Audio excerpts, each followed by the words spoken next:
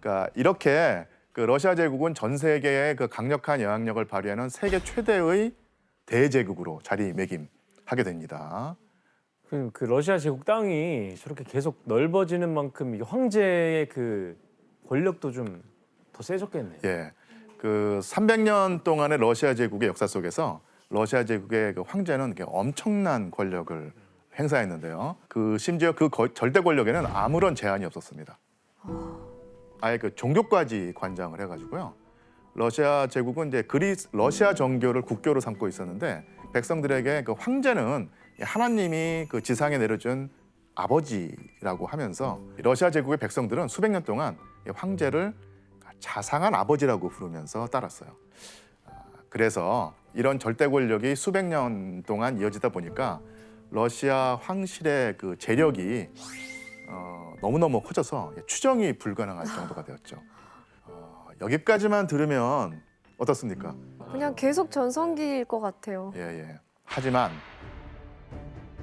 러시아 제국의 몰락은 어찌 보면 그 마치 저주라고 할 만큼 불안한 악재 그리고 최악의 선택들이 겹겹이 겹쳐서 일어난 사건이었습니다. 러시아 황조의 그 악재와 오판을 상징하는 한 인물이 있었는데요. 바로 러시아 최악의 괴승으로 평가되는 그리고리 라스푸틴입니다. 예. 그러니까 사실 그 라스푸틴의 그 출신을 보면 정말 놀랍습니다. 척박한 시베리아에서 태어난 농민 출신이었고요. 학교를 다니지 못했습니다. 그래서 글도 깨치지 못한 까막눈이었고요. 낮에는 농사일을 하고 밤에는 술에 취해서 마을 여자들을 따라다니면서 추파를 던지고 술 마시고 흥적거리는 방탕한 주정뱅이에 불과했죠. 아니 교수님 어떻게 이런 사람이 그 러시아 제국을 뒤흔드는 위치까지 올라간 거예요? 예. 마을에서 온갖 문제를 일으키던 문제였던 라스푸틴이 어느 날 그 말을 훔쳤다는 의심을 받습니다. 당시에 그 말은 가장 비싼 재산이거든요. 그래서 말을 훔쳤다는 의심을 받고 마을에서 쫓겨나게 되죠. 이 사건을 계기로 해서 라스푸틴이 그러니까 시베리아 고향을 떠나서 순례길에 오릅니다. 이때부터 그의 인생이 극적으로 변하게 되죠. 그때까지의 방탕한 삶을 회개하고 신에게 귀의하겠다는 삶을 살겠다고 굳은 결심을 합니다. 사람은 안 변하는데 이렇게 쉽게. 라스푸틴은 자신이 굉장히 특별한 사람이라고 확신을 했고요. 직접 신과 교감하고 싶어 했습니다. 이를 위해서 러시아 정교가 아닌 다른 종파에도 관심을 가졌는데요. 이때 라스푸틴을 사로잡은 종파가 하나 있었습니다. 바로 흘리스티였는데요. 흘리스티는 17세기 말부터 20세기 초까지 러시아에 존재했던 지하 이단 종파였어요. 이 종교는 아주 독특한 사상을 가지고 있었습니다. 여기서 문제를 내겠습니다. 흘리스티는 신에게 구원을 받기 위해 기존 종교와는 다른 행동을 했는데요. 이것은 무엇일까요? 너무 광범위한데. 다른 행동. 구원을 받기 위해. 기존 종교와는 다른 행동. 아 정답. 다른 행동. 예, 정답. 니키 씨. 그냥 마음대로 살아라 이런 거 아니에요? 그냥 예. 마음대로 막 해라고. 막 하는데 조금 더 세게 해서. 조금 더 세요. 예, 조금 그러니까 더 세게. 자기 마음대로 막 하는데 거기에 그치는 것이 아니라 더 세게 하는 거예요. 알겠다. 예, 지원 씨. 정답. 그러니까 관심 받고 싶은 거야 신한테. 그러니까 범법 행위를 하는 거죠. 그러면 신이 나에게 벌을 주지 않을까. 그러니까 범법 행위를 한다. 네. 죄를 짓는다는 얘기죠. 지원 씨 정답입니다. 예. 아, 범법 행위를 한다고. 예, 바로 그 죄를 짓는다는 것입니다. 와. 관종이에요. 관종. 아, 그래서 이게 흘리스틴은 그 죄를 지어야 구원받을 수 있다는 아주 독특한 논리를 가지고 있었어요. 라스푸틴 입장에서는 굉장히 마음에 드는 장면이야. 딱 맞아떨어지는. 하던 걸 하면 되니까. 그럼 흘리스트의 예배가 어떤 식으로 이루어졌는가? 한번 흘리스트의 예배를 묘사한 그림 하나를 볼까요? 이게 뭐지? 어떤 행동을 하고 있는 것 같습니까? 둥글게도 아니고. 예. 뭐예요 이게? 가운데 사람 뭐 하는 거예요? 신이랑 지금 대화하고 있는 그런 예. 행동을 묘사하는 거 아닐까요? 이거 살펴보자면요, 이 예배 장소가 교회라든지 성당이 아니죠. 집. 예, 그 헛간이라든지 이게 목욕탕이었습니다. 그래서 이곳에서 신도들이 찬송가를 부르면서 그 채찍을 맞고 있습니다. 아, 자해를 하는 거예요? 예, 채찍을 뭐 스스로 때리기도 하고 그 다른 사람 때리기도 하고. 그러니까 흘리스트란 말이 러시아 말로 채찍이란 뜻이에요. 이렇게 채찍에 맞으면서 피를 흘리면서 미친 듯이 이게 춤을 췄다는 얘기입니다. 이러다가 분위기가 고조되면 옷을 다 벗어 던지고 성적인 관계를 갖췄다고 알려져 있습니다. 일단 이 흘리스트 그 종파에서는 부부 관계를 포함한 모든 성적인 관계를 죄악으로 규정을 했습니다. 이런 의식을 통해서 적극적으로 죄를 저지른 다음에 신에게 열렬히 회개하면 구원을 받을 수 있다고 생각을 했던 것이죠. 이상하다. 정말 이해가 가지 않네요. 예. 그런데 라스푸틴은 바로 이 흘리스트교의 교리에 얼마간 빠져들게 됩니다. 그것을 받아들이게 되죠. 중요한 사실은 그가 이제 공식 교회와는 거리가 있는 인물이었다는 점입니다. 그 라스푸틴의 행보는 이런 이단 종파에 관심을 가지는 데 그치지 않고 자기가 직접 성모 마리아의 계시를 받았다고 선언하기 이릅니다. 그 라스푸틴은 이런 여러 과정을 거치면서 스스로 영적인 깨달음을 얻었다고, 그리고 신비한 능력을 얻게 되었다고 주장을 합니다. 그리고 이후에 카잔이라는 곳이 있는데요. 이 카잔의 그 러시아 정교회를 찾아가서 수도사가 되었고요. 이때부터 라스푸틴에게 예언과 치유의 능력이 있다는 소문이 퍼져나갑니다. 그리고 이제 명성을 얻게 되죠. 그 라스푸틴의 인기가 높아지니까 그러니까 이를 눈여겨본 인물이 있었어요. 카잔의 그 대주교인데요. 이 대주교가 그러니까 훌륭한 수도사인 라스푸틴을 그 수도, 그러니까 제국의 수도로 보내야 한다면서 추천장을 써준 것입니다. 이 사람은 의심할 여지가 없는 통찰력과 영적 지혜를 지닌 영적 스승입니다. 근데 저렇게 믿었다라는 거 아니에요? 예, 그렇습니다. 믿었죠. 예. 그만큼 라스푸틴이 그런 영험한 능력이 있는가는 사실 알 수 없지만 중요한 것은 사람들이 그걸 믿었다는 얘기죠. 그래서 이런 추천을 통해서 드디어 라스푸틴이 러시아 제국의 수도 상트페테르부르크에 진출하게 됩니다. 큰일 났네. 예, 그 상트페테르부르크의 귀부인들이 이 성자라는 소문과 함께 대주교의 추천장을 가지고 나타난 이 라스푸틴이라는 인물을 무척 궁금해하죠. 그래서 라스푸틴은 귀족들에게 자기가 신과 교감하는 성자이고 질병을 고치고 미래를 알아맞추는 능력, 그리고 불행을 쫓아버릴 수 있는 능력이 있다는 것을 직접 보여줬다고 그래요. 그러니까 실제로 한 귀부인이 이 병에 깊어서 이 병상에 누워서 꼼짝도 못하고 있었는데 라스푸틴이 기도를 하니까 그녀가 병상에서 벌떡 일어나서 정상적인 일상 생활을 할 수 있을 만큼 건강해졌다고 합니다. 그럼 진짜 신인데요? 자, 이런 증언과 소문이 서서히 퍼지면서 라스푸틴에 열광하는 귀부인들이 점점 늘어나게 되죠. 이렇게 라스푸틴은 귀족들, 나아가서 이제 황족들 사이에서도 점차 영향력을 넓혀갑니다. 러시아 제국의 그 정점인 황실에 다가가고 싶어 했던 거예요. 라스푸틴은 이를 위해서 호시탐탐 기회를 엿보고 있었습니다. 그러니까 이즈음에 러시아 제국의 황제로 즉위한 인물이 바로 니콜라이 2세였던 것이죠. 니콜라이 2세의 사진을 한번 볼까요? 뭔가 근데 약간 표정에서 나 황제하기 싫어라는 표정이 있어 좀. 나 황제하기 싫어라는 표정이 있어 좀. 뭐 소름이 돋는데. 제가 설명드려야 할 부분을 지원 씨가 미리 이제 말해준 진짜요? 부분이 있는데요. 그러니까 니콜라 2세는 러시아 제국에서 아주 흠잡을 데 없는 정통성을 가진 황제였습니다. 그러니까 할아버지, 아버지 모두 황제였고, 이 니콜라 2세는 그 장자였기 때문에 경쟁 없이 황제가 된 인물이었거든요. 근데 그런 아버지가 갑작스럽게 죽어서 26살 젊은 나이에 제위에 오르게 됩니다.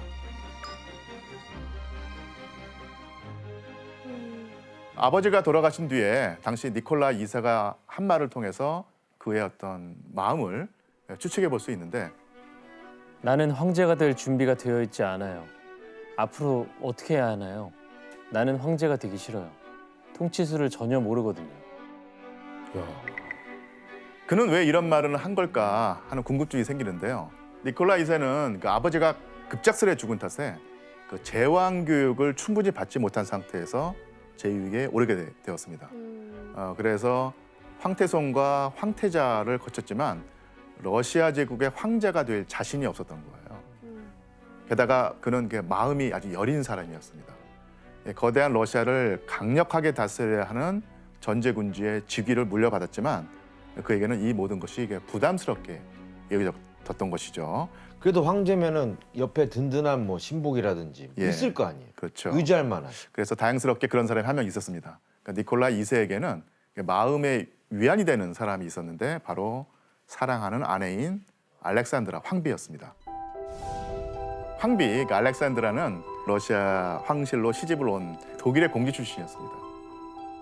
해학 결혼이 다반사였던 유럽의 왕가에서 니콜라와 알렉산드라는 보기 드물게 열렬히 사랑해서 결혼한 인고 부부였어요. 연애 결혼을 했구나. 예. 니콜라 2세의 그 여린 심성 그리고 사랑꾼의 면모가 국가를 다스릴 때도 영향을 끼쳤는데요. 국정 문제에서 어머니와 황비는 물론이고 여러 신하들의 말에 쉽게 휘둘리곤 했어요. 그러니까 이렇게 황비나 다른 사람들의 말에 쉽게 흔들렸던 니콜라 2세는 그 안타깝게도 백성들의 목소리에 귀를 기울이지 않았습니다. 이런 태도는 니콜라 2세의 그 치세에 아주 치명적으로 나쁘게 작용을 합니다. 당시 그 세계는 아주 변화하고 있었고요. 러시아 제국 역시 커다란 격변기를 맞고 있었기 때문인데요. 러시아 제국에 불어닥친 첫 번째 변화는 서유럽에서 건너온 자유주의로부터 시작이 됩니다.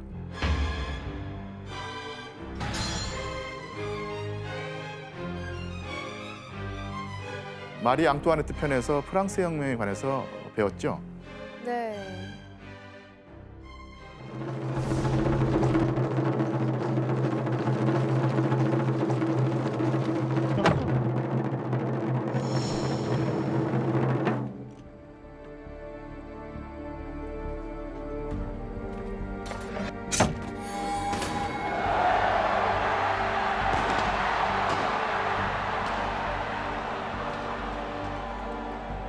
마리 앙뚜아네트하고 루이 16세가 단두대에서 처형당한 뒤로 유럽에서는 제왕이 절대 권력을 휘두르는 전제 정치 대신에 시민의 뜻을 국정에 반영하는 민주주의로 가는 거대한 흐름이 생겨났습니다. 니콜라 2세는 다른 유럽 국가들처럼 황제가 통치하는 전쟁 정치를 개혁할지 아니면 이것을 거부하고 황권을 계속 유지할지 선택을 해야 했습니다. 어떤 선택을 했을까요, 과연? 황권을 유지하게 하겠죠, 주변에서. 예. 이용해야 되니까. 예. 니콜라 2세의 방침은 명확했습니다. 300년 동안 이어온 절대 권력을 유지하기로 한 거예요. 아, 전제정만이 유일한 방법이라고 굳게 믿었기 때문입니다.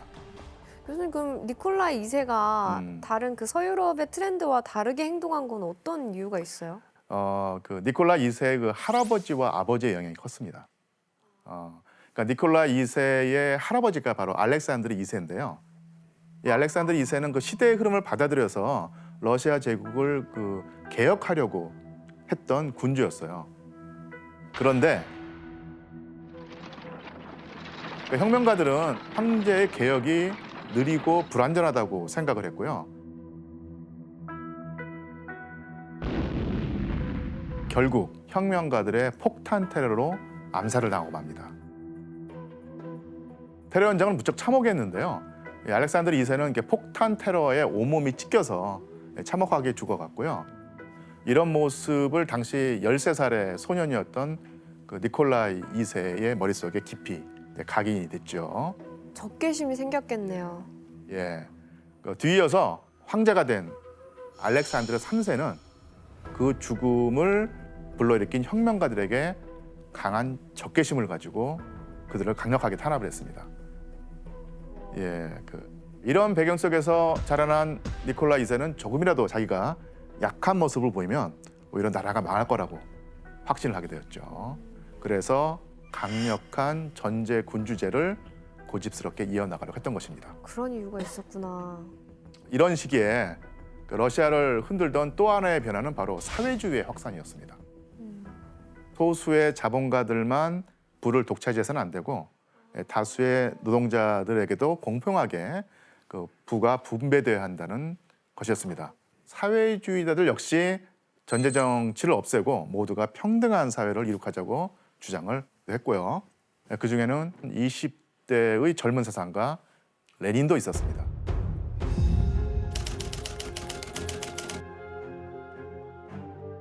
니콜라 2세가 워낙 이제 강하게 탄압을 하니까 레닌의 활동이 처음부터 순탄치만은 않았습니다.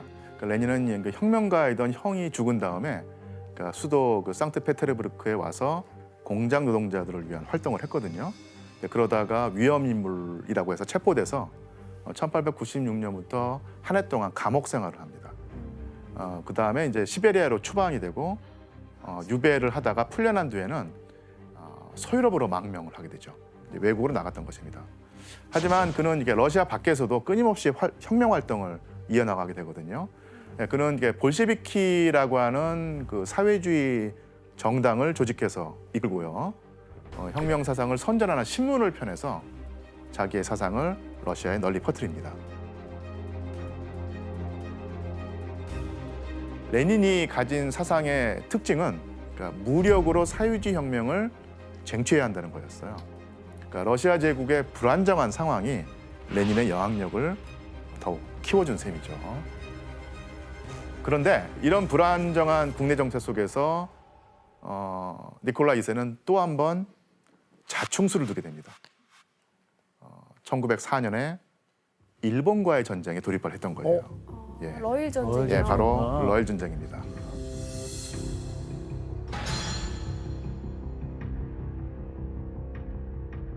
러시아는 당시 그 100만 명이 넘는 세계 최대의 그 육군 보유국이었고요.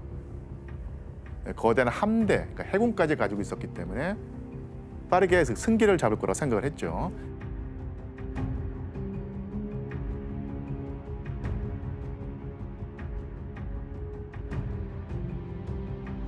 하지만 니콜라 2세의 이런 판단은 완전히 빗나갑니다. 러시아는 일본군에게 연패를 당하게 됩니다. 나라밖에 이렇게 위태로워진 상황에서 러시아 제국 안에서는 또 나라를 뒤흔든 거대한 사건이 벌어지죠. 1905년 1월 수도 상트페테르부르크에서 노동자들이 대규모 시위에 나선 것입니다. 바로 피의 일요일 사건이 일어난 것이죠.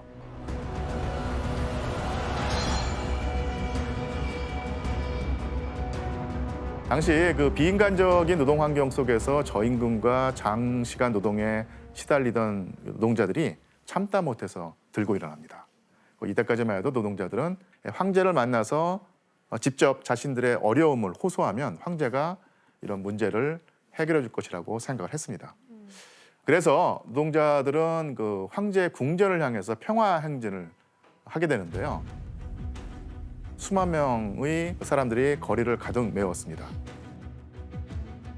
그리고 어버이 황제를 만난다고 생각을 하면서 황제와 황비의 초상화를 들고 행진을 합니다. 하지만 궁전을 지키던 수비대가 황제의 명령대로 시위대를 향해 총을 쏘고 맙니다. 사람들은 피를 흘리고 쓰러졌고 이날 그 정부의 공식 발표로는 200명이 죽었다고 했지만 실제로는 훨씬 더 많은 사람이 죽었다고 추정을 합니다. 이 사건으로 전제 정치를 반대하는 목소리가 훨씬 커졌겠네요, 진짜. 예, 맞습니다. 불을 지폈네요, 이게. 네, 맞습니다. 예, 피해 일요일 사건으로 백성들이 아주 격분하게 되고요. 수백 년 동안 이어오던 러시아의 전제정이 일대 위기에 직면하게 되죠. 이때부터 혁명의 물결이 거대한 해일처럼 러시아를 덮칩니다.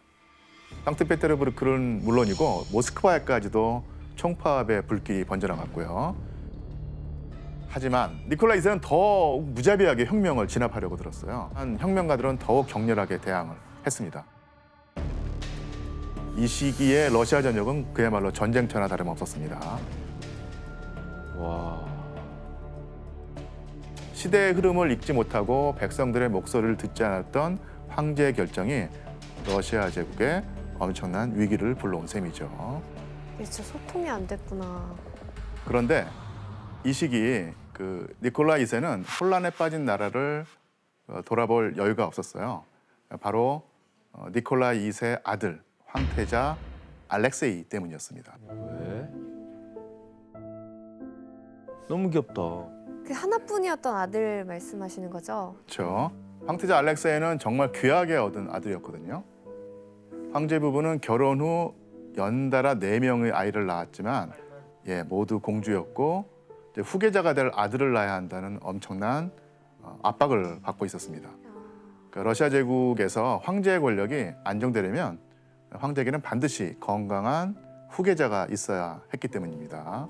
그러니까 결혼 10년 만에 드디어 아들이 태어났고 여기서 황제 부부가 얻은 기쁨은 이루 말할 수가 없었겠죠.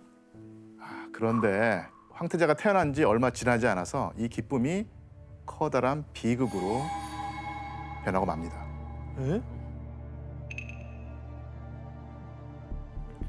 황태자의 배꼽에서 별 이유 없이 피가 나기 시작을 하더니 며칠 동안 계속 그 피가 멈추지 않고 출혈이 지속된 거예요. 그리고 이제 아이가 기어다니기 시작하니까 또 다른 증상이 나타나는데 온몸에 흉하게 그 시커먼 멍이 생기는 거예요. 대체 무슨 병일까요? 혹시 아시겠습니까? 혈우병? 예, 맞습니다. 혈우병입니다. 혈우병이요? 예, 예. 그게 뭐야? 이게 피가 나기 시작을 하면 이 딱지가 지면서 이제 피가 응고돼야 되는데 선천적으로 그런 그 피가 응고되는 기능이 없어서 그 계속 피가 나는 거예요? 피가 나는 거죠. 이 밖에서도 피가 나고 안에서 피가 나면은 이 안에서 이제 피멍이 들겠죠. 황제 부부는 사랑하는 아들에게 그 혈우병을 물려줬다는 죄책감을 느끼고 엄청나게 괴로워했죠. 이때 황제가 한 가지 결심을 하게 됩니다. 바로 이 황태자의 불치병을 비밀에 붙이기로 결정을 합니다. 그런데 이런 결정이 그 황제 부부의 마음을 더 조마조마하게 만들었어요. 왜냐하면 혹시라도 비밀이 새어나가면 알렉세이에게 황태자 자리를 주면 안 된다라고 하는 말이 나올 수 있으니까 아주 이제 신경이 곤두섰죠. 여기서 결국 황제 부부의 운명을 바꾸는 사고가 일어나고 맙니다.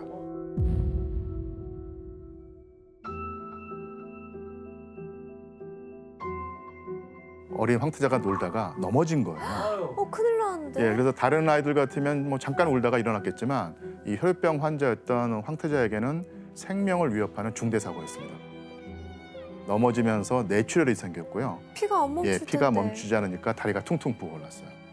그리고 극심한 통증에 고통스러워했습니다. 최고의 시력을 가진 황씨 주치의들도 이제 속수무책이었던 거예요. 어찌할 바를 몰랐던 얘기죠. 그저 그냥 진통제를 주는 것밖에는 달리 답이 없었습니다. 그래서 이 황제 부부는 아들을 고통에서 구해줄 성자를 보내달라면서 이제 기도를 했습니다. 황제 부부 앞에 불려온 인물이 있었으니 바로 괴성 라스푸틴이었습니다. 라스푸틴.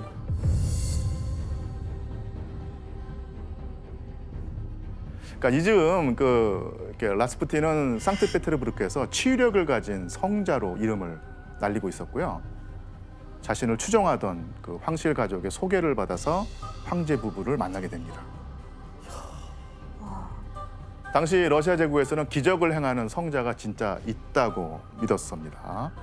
이때 라스푸틴은 마치 진짜 성자처럼 신비로운 말을 늘어놓으면서 사근사근하게 다가가면서 호감을 얻었고요.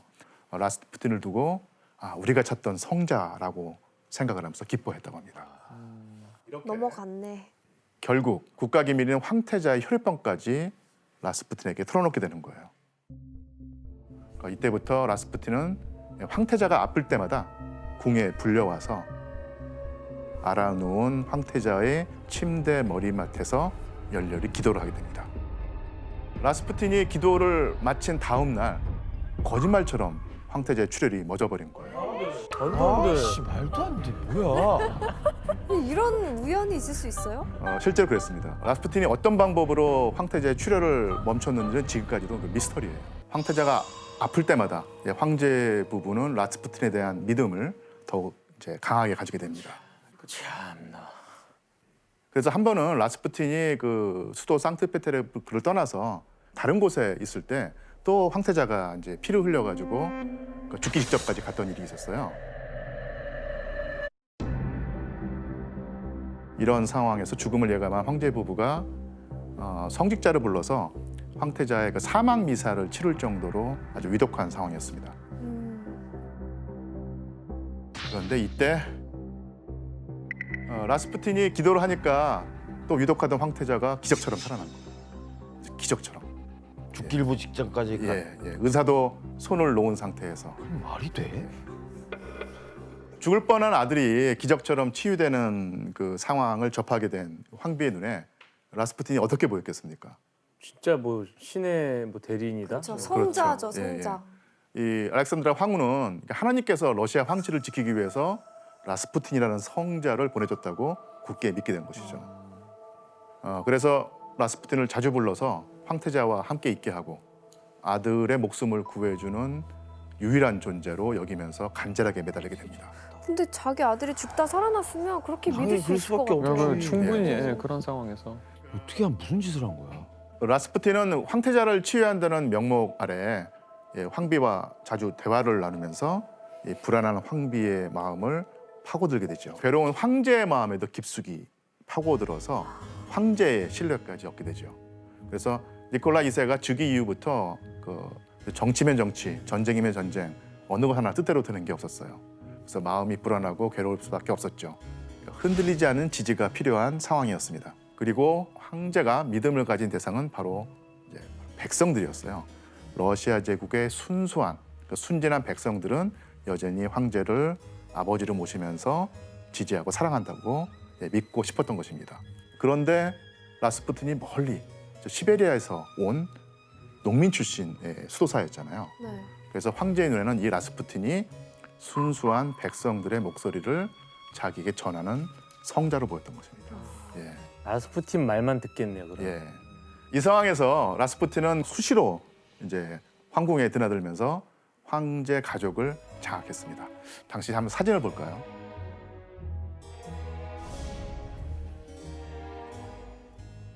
뭐 가족 사진에 같이 끼어 있네요. 예. 한가운데 예. 그것도 가운데. 한가운데 청일점이네. 그래서 라스푸틴과 황비 그리고 공주 4명, 황태자의 모습인데요. 라스푸틴은 이 공주 4명의 마음도 사로잡았어요. 뛰어난 언변으로 공주들의 고민을 상담해주면서 친해졌던 것이죠. 이 황제 부부의 신뢰 속에서 라스푸틴을 성자라고 믿고 따르는 추종자들도 늘어났는데요. 그를 영적인 스승으로 추앙하는 사람들이 있는데 함께 찍은 사진이 있습니다. 팬클럽이네요, 팬클럽. 눈빛이 너무 무서워. 진짜 너무 말도 안 무서워. 된다, 쟤. 아, 눈빛이. 진짜. 눈에 아무것도 없는 거. 흰색이야. 맞아. 예, 그리고 지금 거의 다 여성분들. 맞습니다. 이 사진의 많은- 특성이 있는데 지금 그 혜성 씨가 말한 것처럼 대부분 다 여성이었다는 얘기죠. 라스푸틴은 자기를 따르는 여성들을 뭐라고 불렀을까요? 성녀. 성녀 아닙니다. 꼬마 아가씨들. 꼬마 아가씨들. 뭐야 그게. 와 소름. 대체 왜 이렇게 수많은 여성들이 라스푸틴에게 속수무책으로 빠져들었을까요? 궁금증이 생기는데요. 마음이나 몸에 그 병이 있는 여성들이 라스푸틴을 찾아가면 그 비밀 이야기를 다 들어주고 기도해주면서 마음에 안정을 주었기 때문입니다. 그리고 그런 대가로 기부금을 많이 냈고요. 이뿐 아니라 자청해서 라스푸틴의 그 수발을 들거나 심부름을 해주거나 편지를 써주거나 일정 관리를 하는 등 비서 역할까지도 맡았던 것이죠. 비서. 예. 그런데 그 라스푸틴은 러시아 제국에서 자기의 영향력이 커지니까 아주 묘한 행동을 합니다. 바로 자신의 명성을 이용해서 온갖 여성들과 문란한 관계를 맺는 것이죠. 그럼 이때 니키 씨가 알고 있는 그 밤의 마술사라는 별명이 거기서 나온 것 같아요.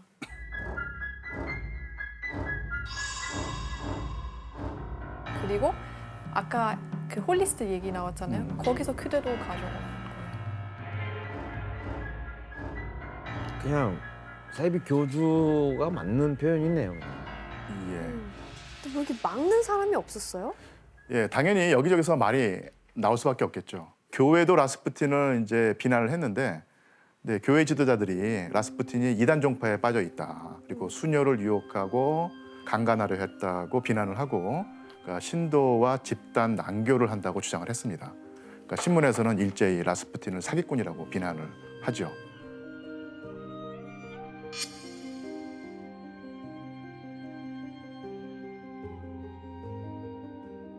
심지어 황태자의 보모가 있는데요. 보모가 라스푸틴에게 성폭행을 당했다고 주장을 했거든요. 근데 황비는 도리어 그 보모를 해고해 버립니다. 어머. 황제는 대체 왜 그 라스푸틴의 행동을 방관했을까요? 이유가 무엇이었을까요? 바로 라스푸틴이 황실의 비밀을 쥐고 있었기 때문입니다. 황제 부부는 황태자 알렉사이의 혈유병을 여전히 비밀로 붙여서 쉬쉬하고 있었는데, 아들이 아플 때마다 해결해 줄 사람이 라스푸틴밖에 없었으니까 세상에 무슨 소문이 퍼지든 가만히 두고 볼 수밖에 없었던 것이죠. 눈앞에서 아들 살리는 걸 봤는데 예. 뭔가에 실린 거죠, 진짜. 그거를 어떻게 안 신급인데. 믿겠어. 그것도 예. 2번씩이나. 그러니까 라스푸틴은 점점 더 기고만장해졌고요. 황제 부부가 자기를 지켜줄 거라고 믿으면서 아주 안하무인으로 행동을 합니다. 그 상황이 이렇게 되자 라스푸틴을 감싸는 황제 부부에게 불만이 생겨나고 이게 점점 더 커지게 됩니다. 가뜩이나 여론이 좋지 않은 가운데 그 라스푸틴으로 말미암아서 황실의 권위가 땅에 떨어지는 사건이 벌어지는데요. 바로 알렉산드라 황비가 라스푸틴에게 보낸 편지가 신문에 폭로되었어요.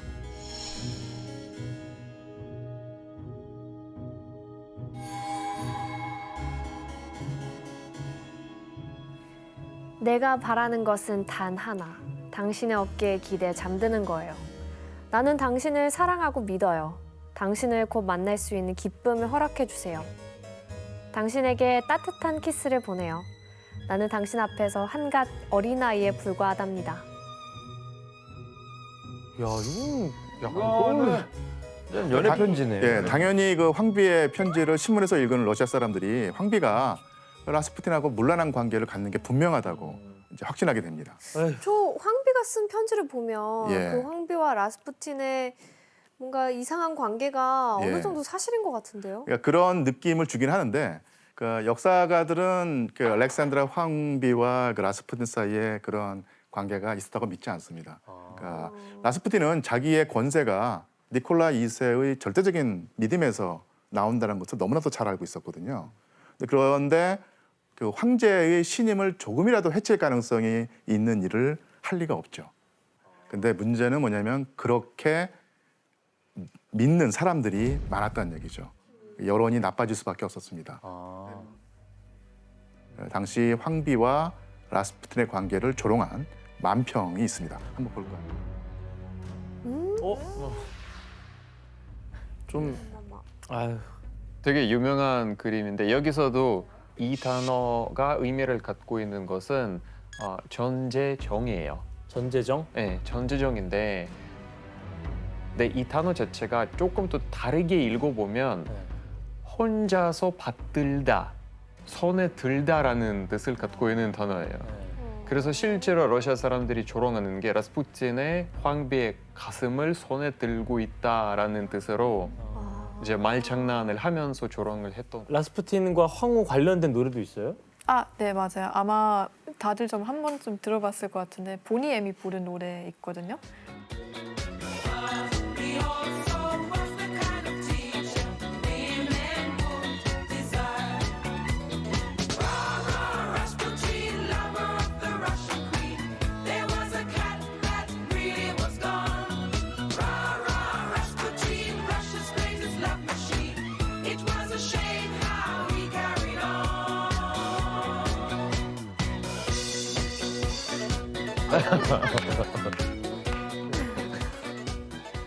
그래서 러시아 신문마다 라스푸틴과 황비를 조롱하고 이제 크게 비난을 하는 기사가 쓸리고요. 이런 그 소문이 그 전국을 휩쓸면서 사람들이 황실에 아주 분노하고 실망을 하게 되죠. 그 라스푸틴이 러시아 황실을 그 어지럽힌 지 여러 해가 지난 뒤에 안 그래도 혼란스럽던 러시아 제국의 뿌리를 뒤흔드는 거대한 사건이 발생합니다. 바로 1914년 7월 제1차 세계대전이 발발한 것이죠.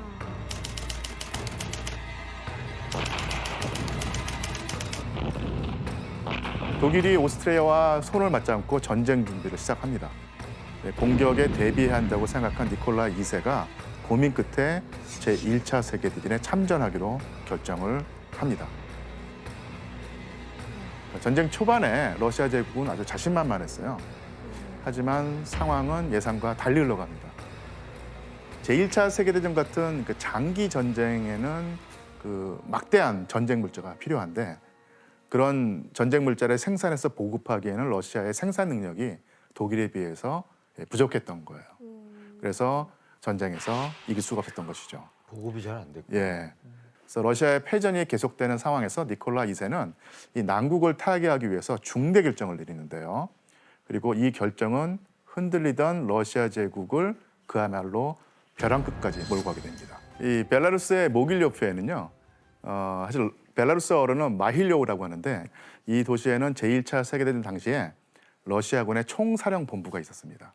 독일에 맞서 싸우는 동부전선에 가까웠기 때문인데 그래서 그 니콜라 2세가 보낸 총사령관과 장군들이 바로 이 모길요프에서 전략을 세우고 군대를 지휘했어요. 그렇다면 벨라루스의 모길요프와 관련해서 니콜라 2세가 내린 최악의 결정은 무엇이었을까? 기존의 총사령관을 해임하고요. 황제 자신이 직접 총사령관이 되어서 동부전선으로 가기로 한 거예요. 왜 그랬지? 무슨 자신감이야? 사실 니콜라이 2세의 결정도 했지만 단독으로 내린 결정은 아니었고요. 배후에는 바로 라스푸틴이 있었습니다. 라스푸틴은 당시 러시아군의 그 총사령관과 아주 사이가 나빴는데 황비가 라스푸틴과 사이가 나쁜 총사령관을 해임해야 한다고 계속 주장을 했고요.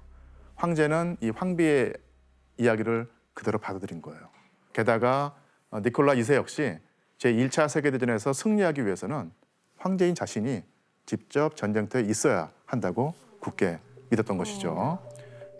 라스푸틴은 이런 황제의 심리를 읽고 예언을 하기도 합니다. 폐하께서 군 통수권을 장악하는 순간 모든 전선에서 승리를 알리는 종이 울릴 것입니다. 승리한다고 이제 예언까지 해주니까 황제가 이제 확신을 가지고 정말 수도를 내버려두고 전쟁터로 가지게 된 것입니다. 황제에게 듣고 싶은 말을 해준 거네요. 그렇죠.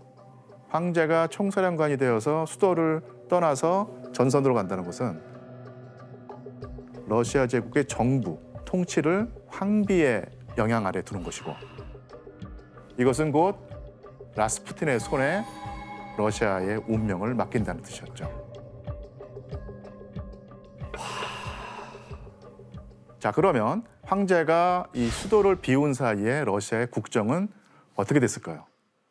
황비와 라스푸틴의 손아귀에 떨어진 거죠. 지금 그 예상한 대로 황비는 라스푸틴 말만 듣고 유능한 대신들을 다 해임하고 무능한 인물들을 중요한 자리에 임명합니다. 그중에는 국정을 이끈 총리는 물론이고 전쟁 중에 국방을 책임지는 국방 대신, 러시아의 주요 산업인 농업을 담당하는 농업 대신까지 있었죠. 라스푸틴이 불만스러운 기색을 보이기만 하면 금세 한 대신의 목이 댕검 날아가 버리는 거예요. 또 라스푸틴이 추천하면 바로 추천서를 쓰고 황제에게 보내는 것도 황비가 다 들어줬대요. 그리고 황비는 그 황제가 멀리 그 군사령부에 있는 동안 라스푸틴의 말을 전하기 위해서 거의 매일, 심지어는 하루에도 몇 번씩 황제에게 편지를 써보냈죠.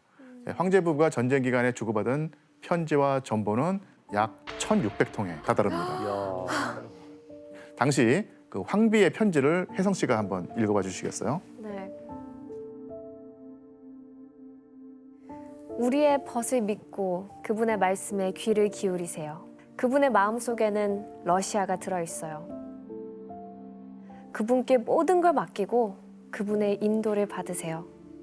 그분의 말씀을 따르지 않으면 황실과 러시아가 위험에 빠질 거예요.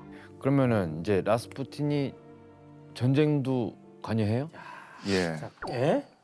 그래서 내가 라스푸틴 말을 들으라는 거 아니야 지금? 그 황제는 이 황비에게 전쟁 상황에 관해서만큼은 이것은 국가 기밀이니까 라스푸틴에게 발설하지 말라고 신신당부했거든요. 근데 황비는 이 당부를 어기고 라스푸틴에게 러시아 제국군의 병력 이동 그리고 여러 군사 관련 황제의 결정들을 거의 중계 방송하다시피 전해줍니다. 아니 근데 이 얘기 들으면 안 망하면 더 이상한 제국인데요? 네, 결정적으로 전쟁의 총사령관을 맡은 니콜라 2세가 이 군사 문제에 무지하다 보니까 전쟁터에서 제대로 된 결정을 내리지 못할 때가 많았다는 거예요. 근데 그러니 그 황비와 라스푸틴이 틈만 나면 황제의 의사결정에 개입하려 들었던 것이죠. 상황이 이렇다 보니까 이 러시아 국민들은 황제가 라스푸틴에게 완전히 놀아난다고 생각을 할 수밖에 없었죠. 당시 니콜라 2세와 황비를 비판하는 만평을 한번 볼까요? 아, 라스푸틴의 피리 소리에 피리에 놀아나는 움직이고 거네요. 있다고? 광대처럼. 아, 황제가 라스푸틴한테 요리를 갖다 바치네요. 그리고 그 옆 사진은 황비이겠죠? 왼쪽에 있는 만평의 아래에 있는 글귀는 라스푸틴의 하인입니다. 그리고 오른쪽 밑에 있는 글귀는 알렉산드라 황비의 사랑 고백입니다. 황제는 하인, 황비는 라스푸틴의 애인이라고 조롱을 한 것이죠. 아니, 이 정도인데 왜 모르지? 그 사람들은 라스푸틴과 황비가 작당을 해서 아예 러시아를 어지럽힌다고 생각을 했고 심지어 독일의 공주 출신인 황비가 독일의 스파이가 아닌가라고 이제 의심을 하기까지 했어요. 그러니까 심지어 제1차 세계대전이 러시아를 독일의 노예로 만들기 위한 음모라는 소문까지 돌게 되고요.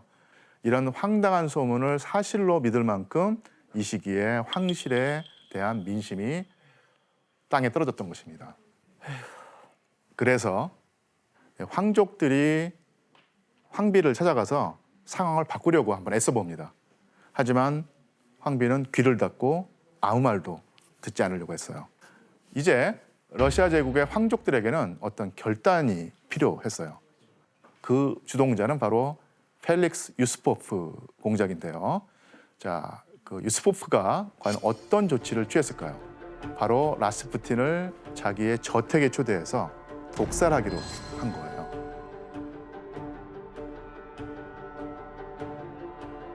유스포프 공작과 황족들이 미리 그 청산가리가 든 케이크와 와인을 준비해 두었습니다. 그래서 한밤중에 라스푸틴을 초대했죠. 계속 음식과 술을 권하면서 청산가리 케이크를 건네주었습니다.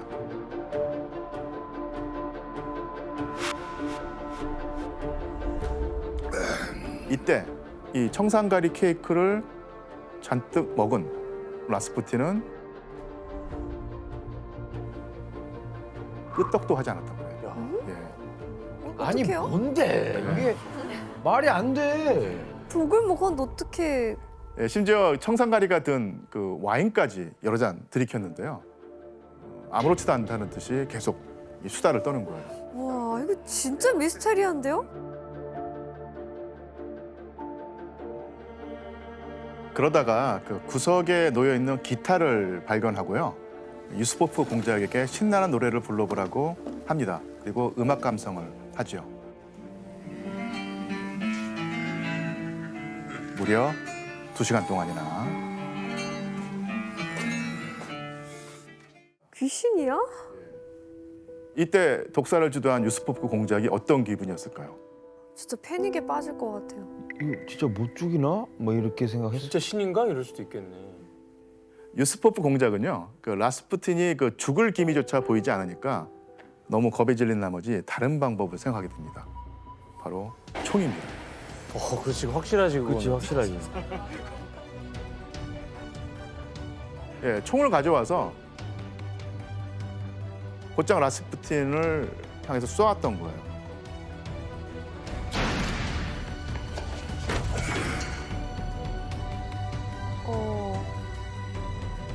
이번에는 어떻게 됐을까요? 라스푸틴이 쓰러졌을까요? 아니야. 불발이에요. 아니야, 그러지 마. 이게 무슨 야 아니야. 죽어야죠. 죽었지. 라스푸틴이 결국 가슴에 총을 맞고 쓰러집니다. 응. 죽은 줄 알았던 라스푸틴이 벌떡 일어나서 도망을 치기 시작합니다. 도망을 치기 시작합니다. 잠깐만요. 이거 심 맞는 것 같은데. 아니 뭐야 이게? 그러니까 오히려 라스푸틴이 황비에게 모든 것을 일러바칠 때다라고 바락바락 소리를 질렀다고 그래요. 아니 1900년대 그런 일이 있을 수 있다고요?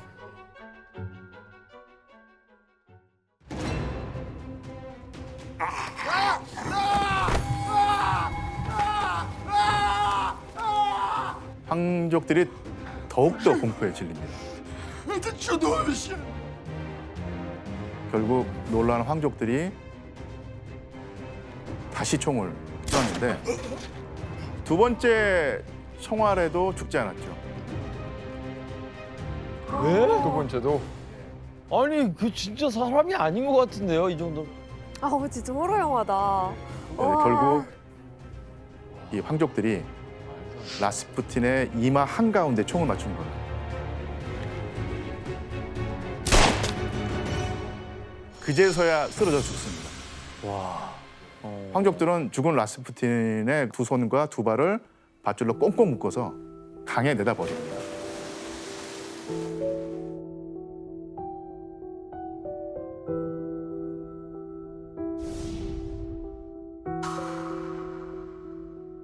(10년) 넘게 러시아 제국에서 막강한 권력을 자랑하던 라스푸틴은 이렇게 비참한 최후를 맞이하고 맙니다.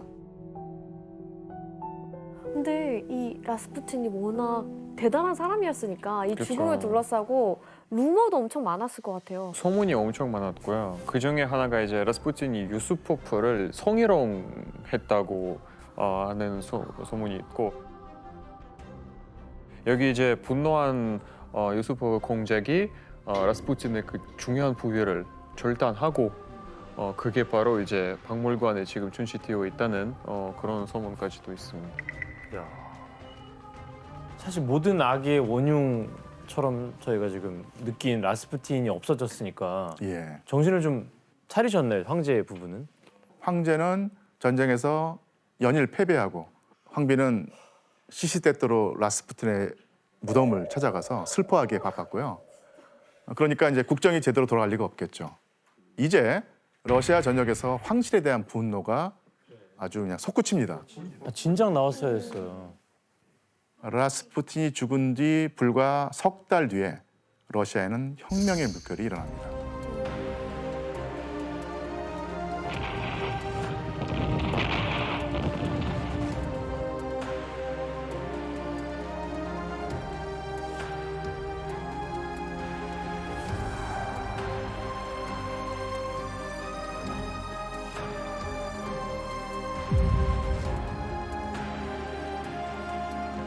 처음에는 여성들이 시작을 했어요. 굶주린 백성들에게 그 빵을 달라는 목소리를 냈고요. 그리고 시민과 공장 노동자들이 합세를 합니다. 거리에는 붉은 깃발, 현수막이 휘날렸고요. 황제는 물러나라, 전쟁을 끝내라, 이런 구호가 거리에 넘실거립니다.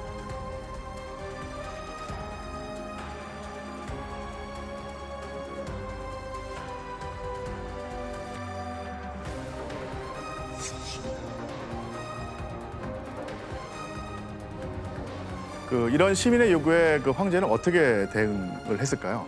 강경대응했을 것 같아요. 진압을 강하게 했겠죠. 피의 일요일 사건 때와 똑같이 시민들에게 그 발포하라는 명령이 내려진 거예요. 이럴 사람이야. 이때 대부분의 군인들이 사격을 거부하고 공중에 총을 쏩니다. 시위대를 죽이기를 거부했던 것이죠. 그러니까 이것을 본 장교가 채찍질을 하면서 시위대에 발포하라고 이제 병사들을 다그치거든요. 그러니까 그 병사들이 채찍을 휘두르던 장교를 쏘아 죽이고 총을 쥔 채로 시위대에 합류합니다. 이렇게 시민의 시위가 걷잡을 수 없이 번져나갔던 것이죠. 황제는 이런 수도에서 대규모 시위가 일어났다는 소식을 듣자마자 부랴부랴 수도로 향하는 기차에 탑니다.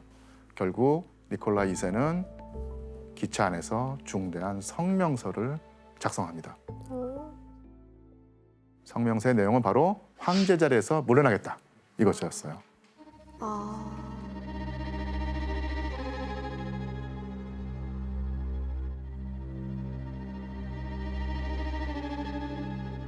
그래서 니콜라 2세는 황제의 자리에서 물러나고 모든 권력을 내려놓겠다고 합니다. 또 혈유병을 앓고 있는 자기의 어린 아들 알렉세이에게도 황제의 자리를 물려주지 않겠다고 하죠. 그러니까 이렇게 그 300년을 이어오면서 세계를 호령하던 러시아의 로마노프 황조가 마침내 종말을 고하게 됩니다.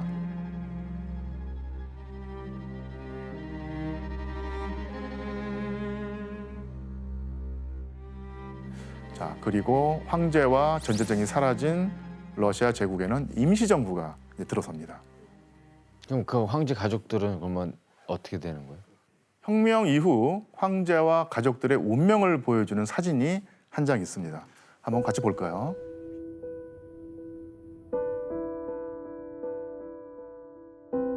뭐야? 벽을 부순 거예요? 황제의 집이에요? 그러니까 니콜라 2세와 가족들이 총살당한 지하실의 모습입니다. 총살당한 그러니까 거예요? 저 벽이 부서진 것이 바로 총에 맞아서 총탄 자국이죠. 니콜라 2세의 본인과 그 가족에게 왜 이런 비극이 벌어졌을까요? 이제 일반인이 된 니콜라 2세와 가족들이 그러니까 수도에서 멀리 떨어진 그러니까 우랄 지방으로 이제 이송됩니다. 그런데 몇 달 뒤에 혁명 세력과 반혁명 세력 사이에 내전이 벌어지게 됐던 거예요. 이런 상황 속에서 황제 일가의 목숨이 아주 위태로운 상황에 놓이게 되죠. 니콜라 2세가 살아 있으면 반혁명 세력의 어떤 구심점이 될 수 있죠. 살아있는 황제를 중심으로 다시 뭉칠 수 있으니까요. 결국 혁명 세력들이 결단을 내립니다. 황제를 살려두면 안 되겠다 해서 황제 가족들을 한밤중에 지하실로 불러냅니다. 그리고 황제와 가족들이 영문도 모르는 상태에서 모조리 총살을 했던 것이죠.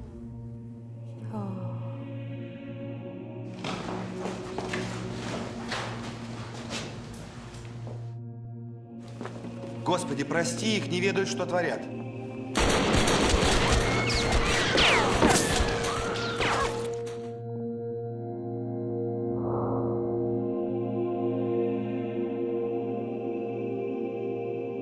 전 세계를 호령했던 러시아 제국의 황제가 이렇게 핏자국으로만 남겨진 셈입니다. 그리고 이 황실 가족들의 시체는 아무도 모르게 유기가 되었어요.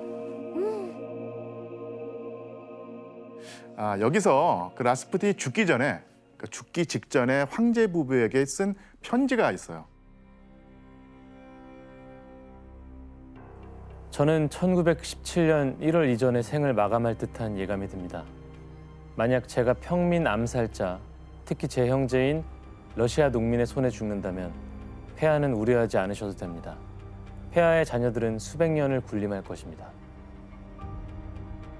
하지만 만약 저를 죽이는 자가 폐하의 친족이라면 폐하의 자녀 어느 누구도 2해 넘게 살아남지 못할 것입니다. 뭐야 이것도. 러시아의 황제이신 폐하는 러시아 백성의 손에 죽을 것이며 러시아 백성은 저주를 받아 도처에서 서로를 죽이며 악마의 무기 노릇을 할 것입니다. 와, 이거 좀 소름 저런 거를 진짜 돋는데요? 보냈다고요? 예. 죽기 직전에? 아니 어떻게 알았어? 진짜 소름. 어떻게 알았어? 이 편지를 읽으면 정말 앞날을 예언한 것처럼 보이잖아요. 근데 역사학자들은 이렇게 해석을 합니다. 라스푸틴의 편지, 이 편지는 사실 정치적 수수입니다. 이 편지를 써보낼 무렵에 라스푸틴은 황실의 누군가가 자기 목숨을 노린다고 하는 낌새를 이미 알고 있었어요.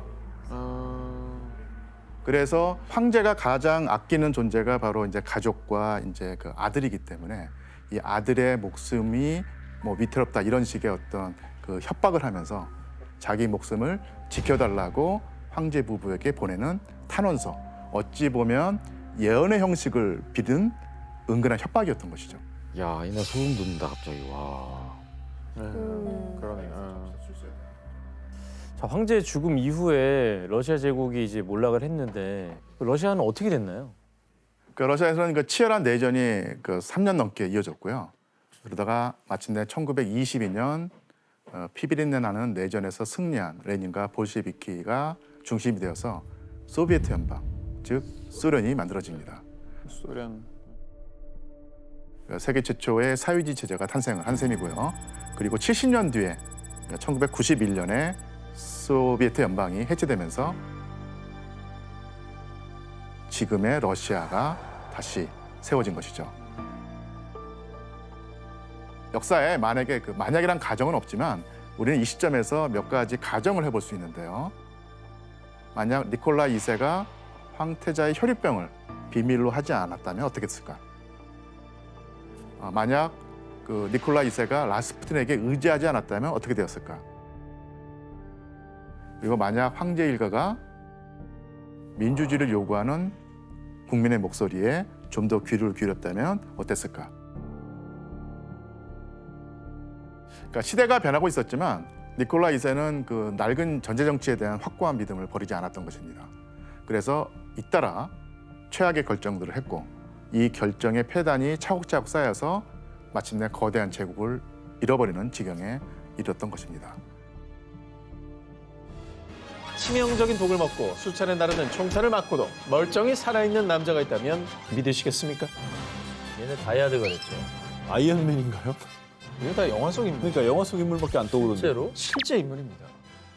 제정 러시아 말기에 막강한 권력을 휘두른 그의 승, 그레고리 라스푸틴입니다. 아. 라스푸틴. 이 사람이 왜 죽어도 죽지 않는다고 하는 거예요? 수도승을 자처했던 라스푸틴은 당시 러시아 황제 니콜라스 2세의 아들인 황태자 알렉세이의 혈우병을 기도로 치료.